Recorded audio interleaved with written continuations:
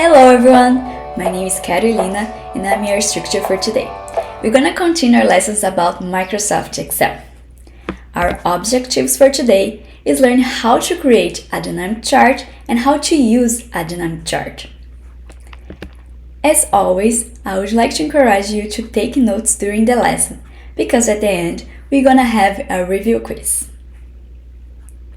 Well, normally when you see this word presentation, we think about a nightmare. So let's imagine a presentation that involves numbers, or even worse, a presentation that involves numbers and you have to present for your CEO. Oh my god. But you know what? You don't need to worry about, because this lesson is for you. If you don't have any background in Microsoft Excel, you don't need to worry, because this lesson is for beginners. And for those who already have a background in Microsoft Excel, intermediate or advanced, you can keep watching this video as well, because you know what? You can learn something new or a different way to do things that you already know. This lesson is a continuation about our last lesson. So if you didn't watch the first lesson, I would like to invite you to click in this link and watch the first lesson and then come back for this video. For those who already watched it, you probably remember that my boss asked to me make a presentation, and that presentation involved quantity of training hours by location and by year since 2019. And for that presentation, I used a pivot table and a chart. And guess what? We did a good job. But now I received another email. My boss said the presentation was great. However, he found out that CEO will be joining the meeting. And he is a very visual person and had already asked in another meet about hours of training per job position and department. So my boss said to me, make an improvement in this presentation. And now, we're gonna make this improvement together, right? I have the same file that I used in the previous lesson, and that helped us to make the first presentation. We're gonna continue to use the same file. For today's lesson, we're gonna follow some steps. So, to create a dynamic chart, we have 4 steps. First, select all the information on pivot table. Second, select pivot table analysis. Third, select the icon Insert Slicer. Fourth, select the type of information you want to show and click on OK on the Insert Slicer box. And to create a dynamic chart, we have 2 steps. First, select Filter or button on the information you want to show. Second, if you need to show more than one information per filter, just hold down Ctrl in your keyboard and select all the filters, buttons that you need. On the Apple keyboard, you have to hold Command. Let's start! So here we have the same file that we used in our last lesson. We have the pivot table and also the chart. Now, our CEO wants to see the quantity of training hours by department and by job position. To do this, we're gonna make a kind of button of command to press it during the presentation and make our chart more interactive, more dynamic. So let's start by following the steps to create this kind of button of command. The first step is select all the pivot table, and then we're gonna see our second step, that is select pivot table analysis. When you press a pivot table analysis, you can see Insert Slicer icon. This is our third step.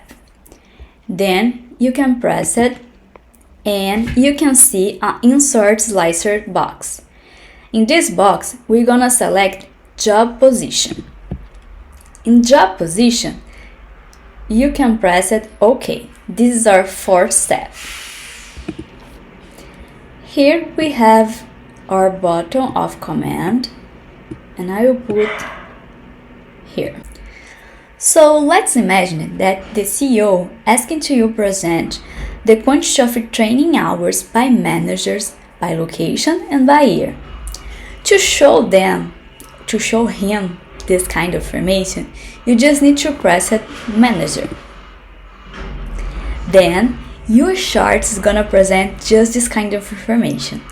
So for example, the quantity of training hours by managers in Delta in 2022, the blue bar is 1,400.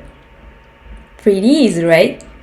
So let's imagine that he wants to see the quantity of training hours by supervisor, by location, and by year. To show to him this kind of information, you just need to press the button supervisor. Then your chart is gonna be more interactive, more dynamic. Understand? But let's keep in mind that the CEO wants to see the quantity of training hours by department. So for this, we're gonna create another box of command, but follow the same steps. So the first step is select pivot table. The second step is click on pivot table analysis. The third step is select insert slicer icon. The fourth step is select inside of insert slicer box the information about department, and then press it OK. As you can see, we have another button of command by department. So let's imagine that our CEO asking to present the quantity of hours training by human resources department. To show to him this kind of information, we need to select all the job position and then select by department. I'm gonna show you how to do this. First of all, you need to select all the job position, and in your keyboard, you're gonna press Ctrl.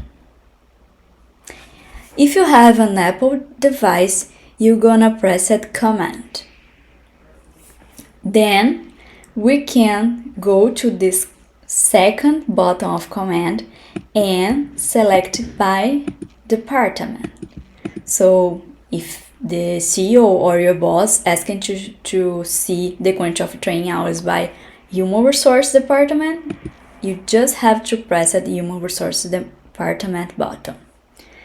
He wants to see marketing training hours department, so we just need to click on marketing.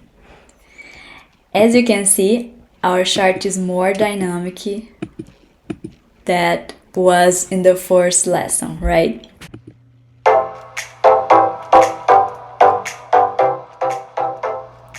Now it's time for our quiz review. Our quiz review today is based on true and false questions and sentences. I will read with you each question and sentence, and also I will provide some seconds to you think about the answer. And then I will provide the correct answer for you. Let's start. The first question is, it takes 4 steps to create a dynamic chart.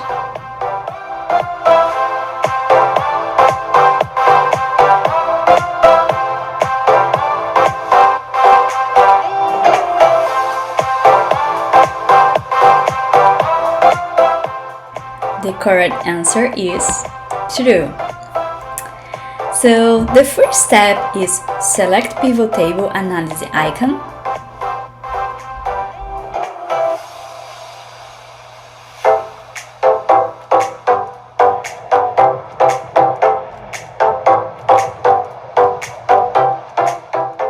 The correct answer is false. What about second step? Is select pivot table?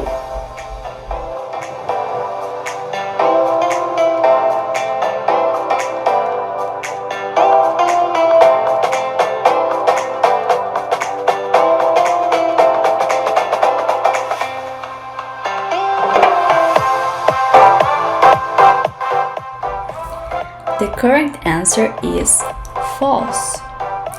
The third step is insert slicer.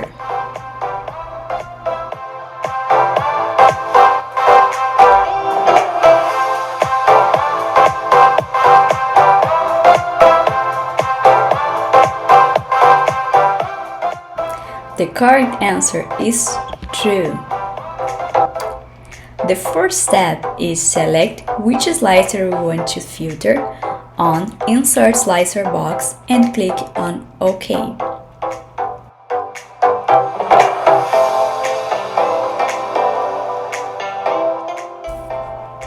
The correct answer is true. Let's move on. The correct sequence of steps for using pivot chart is select the filter you want to display.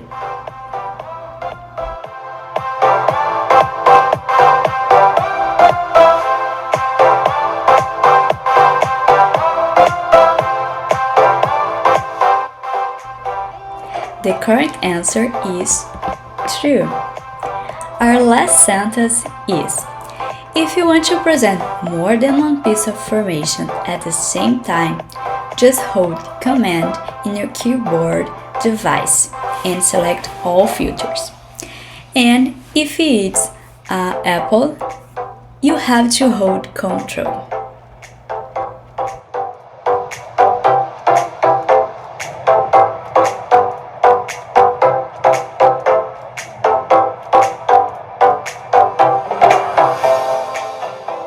The correct answer is false.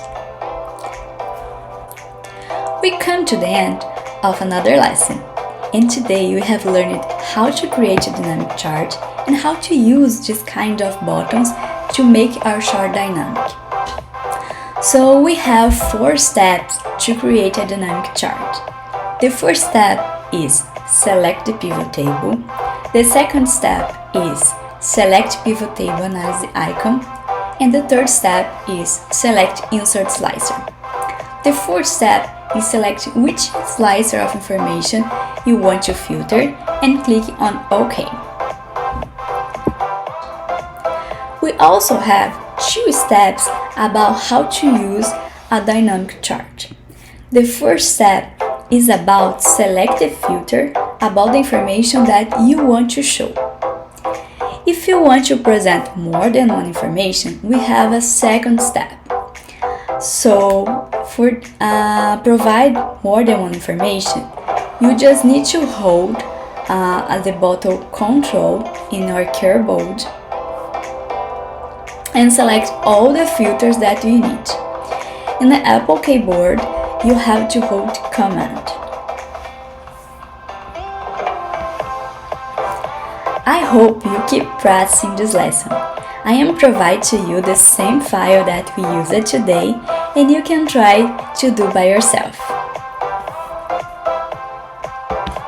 Thank you so much for watching this video, and if you have any doubt, you can mail me. See you in our next class. Bye bye!